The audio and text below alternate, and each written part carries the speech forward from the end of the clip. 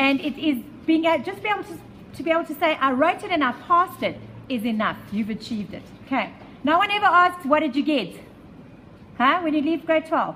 They don't say, what did you get? 20 years later, did you pass grade 12? Yes. Did you pass undergrad? Yes. Who cares how you passed it? You passed it. Okay, seriously. All right, you got it. Okay.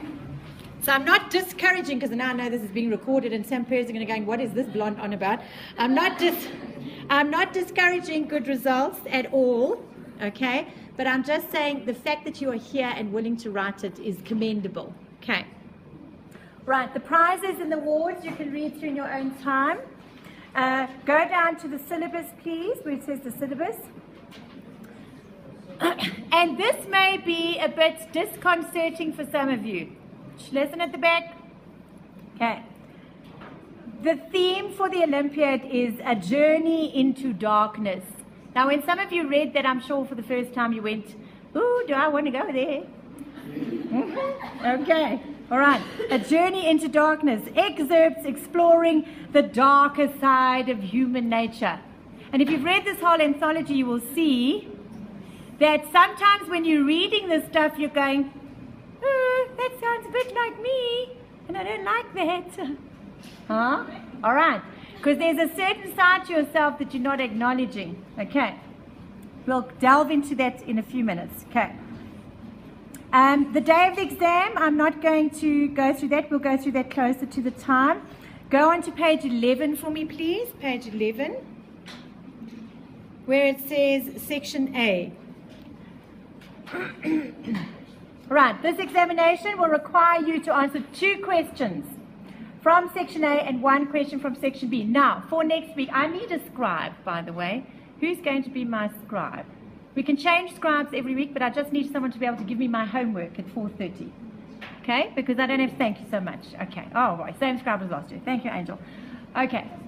So, Renee, if you'll just write down what I need to do for the week and what I need to produce for you next week. Okay. So, for next week, I'm going to give you a copy of the most recent English Olympiad exam. Okay, last year's exam. Some of you may have your copies still with you, okay, but there are a whole lot of new people on board. You may, even if you had your copy, you may have misplaced it. So I'm going to make a copy of the most recent exam so that you have an idea of exactly what is expected of you. Okay. All right, section A, now please highlight this, is the literature section. So highlight literature section. Section A is the literature section that will require you to write a discursive essay. Now remember, we discussed this briefly last week, the difference between a discursive and an argumentative essay. And then section A2, so that's A1. So section A is divided into 2 mini sections.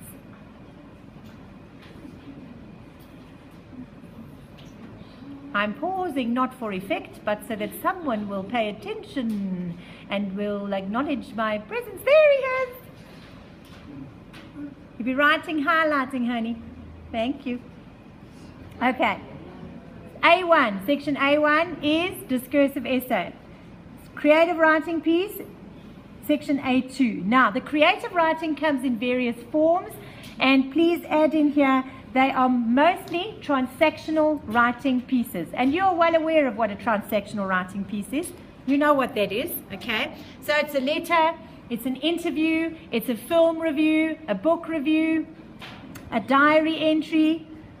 It can be and remember, where the letters are concerned, it can be a formal letter, an informal letter, and you need to know the structure of what all these transactional writing pieces are. Okay.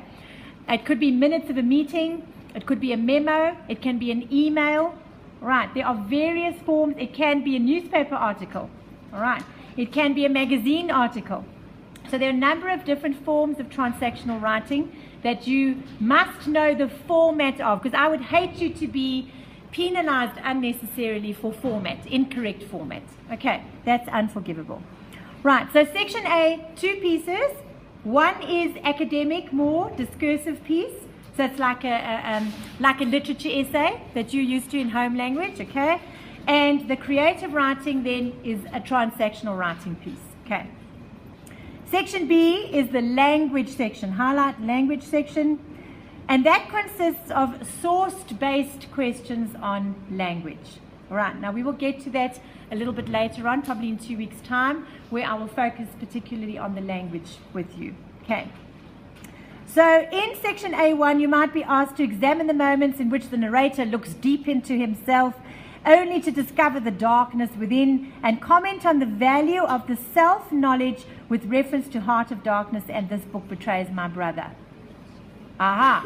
So advanced programming English students, you will be used to this kind of question because you are comparing and contrasting multiple texts and you're relating it to a particular topic, and sometimes there's a quotation included as well, and there is a quotation here. Okay. Now, I'm not going to unpack that one now. Later on, we're going to unpack a few essays on Frankenstein, and then you'll see how we go about it. Okay. The length of the body of your essay should be about 450 words. Now, that's important to highlight because in the past, the English Olympiad used to have no word count whatsoever. It was an open word count. You just came in and you wrote and you wrote and you wrote. But that's not disciplined, is it? And as a writer, you need to learn how to be disciplined and succinct. Otherwise, you're not putting your message across clearly and concisely. You need to convey that message in the most concise manner possible. Okay. Section A2, you may be asked to write creatively and intelligently about an imagined situation in a given format, so a transactional writing format. Okay.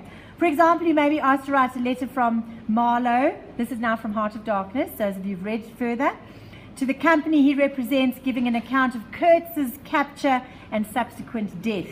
Now, in this instance, the body of your letter or transactional piece, please highlight, is 200 words. Okay, so A1, we're looking at 450 words. A2, we're looking at 200 words. Right, and they become quite strict around that. On to page 12. Right, we're nearly through this. I know I'm being pedantic, but we need to. Then you know the structure and you know exactly what's expected of you. Would you agree that you cannot now launch into the studying of these texts and it's all great and it's fun, but you don't know exactly what is required of you in the exam? And that's why I'm going to give you a copy of the exam next week as well. Okay. So in section B, you will be asked questions that require evidence of language and style skills you have internalized.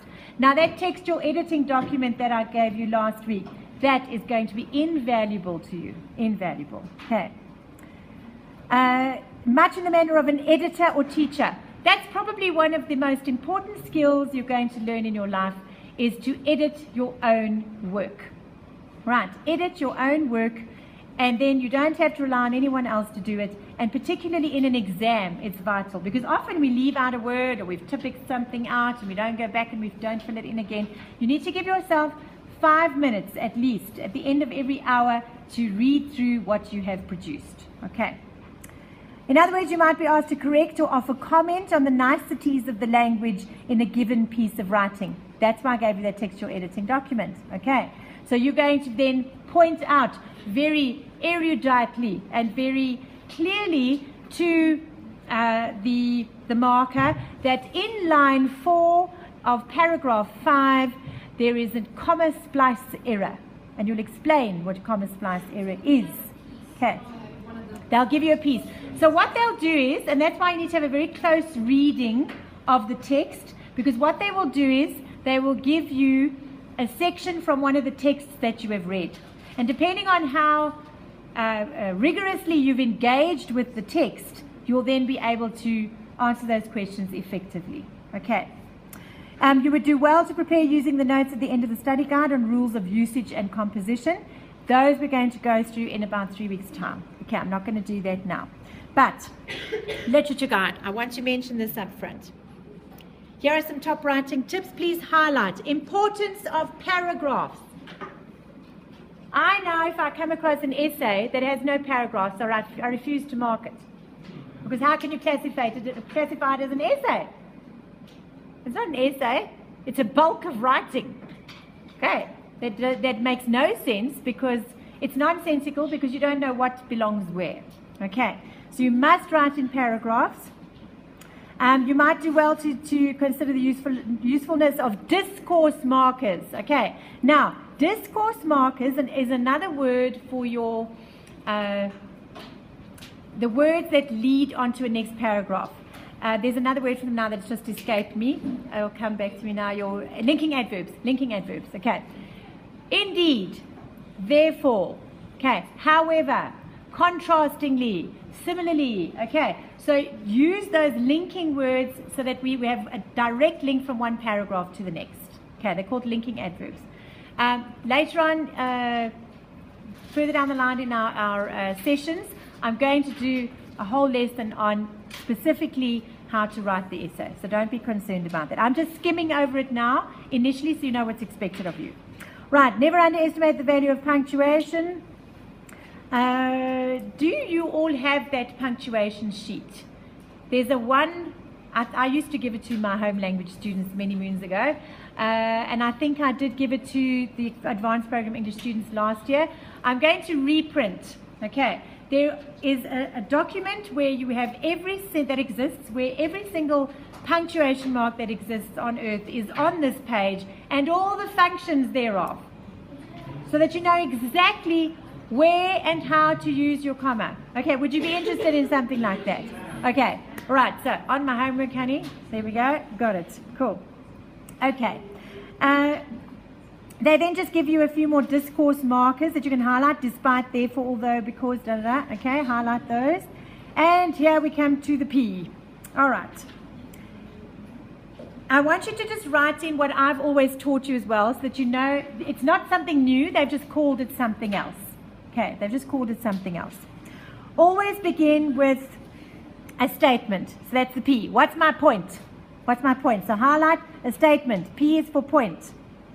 And from my perspective, it would be, let's make the statement. You can put in brackets there, make the statement. What's the point? Okay. Secondly, where's my evidence? So what do I always say? Substantiate. Substantiate. Okay. And thirdly, you then need to explain or explicate. All right. And what you're doing there is, if you're explaining, you are drawing the conclusion, because what are you doing? You're making the link to the main topic. Otherwise, it's a random piece of evidence that you haven't tied in to your essay. You haven't shown me or made me realize how it is effective or intelligible. Okay. Right, so P, point, evidence, explain. Right, it's easier to remember. I would go for that one. Okay. All right. Then over the page, please, page 14. And this is very, I love the way they put this together. Do look at the points made on writing paragraphs in the shortened version of The Elements of Style by William Strunk. Okay, so that's at the back of the study guide. He gives excellent instruction on the mechanics of constructing a paragraph. With apologies to the educated, I love that. Remember the basics. Highlight this, please. New point, new paragraph. New character, new paragraph. New place, another time. Or a new paragraph. Okay? And that's such an easy way of remembering it. So every time you want to bring in another new element, don't do it in the same paragraph as something that you've already discussed. It's going to confuse your reader. Start a new paragraph and show me the link from one paragraph to the next. And it sounds simple, but it takes a lot of ingenuity and writing technique and experience. But we will get there. Okay. Before beginning your reading of the text, be aware that most of the 19th century prose at least gives the nod to an extremely popular genre of the time. The Gothic novel or Gothic narrative. Okay. Now this section I want you to highlight. I would study this. I would study this and know this information on page 14 and on page 15. Okay. It was a dark and stormy night. Okay. We all have a good ghost story or horror film. And these forms of entertainment, well, I don't fall into that category. I really don't. But anyway. And these forms of entertainment share some characteristics with the Gothic literature genre. So you could easily get an essay topic on the Gothic literature genre. So I suggest you know this off pat. Note well, because you don't have your study guide with you in the exam. Okay. Gothic literature has a long history dating back to the 18th century. Wikipedia defines it as, which is largely dominated by the subgenre of Gothic horror, as a genre of literature, highlight this please, that combines fiction, horror,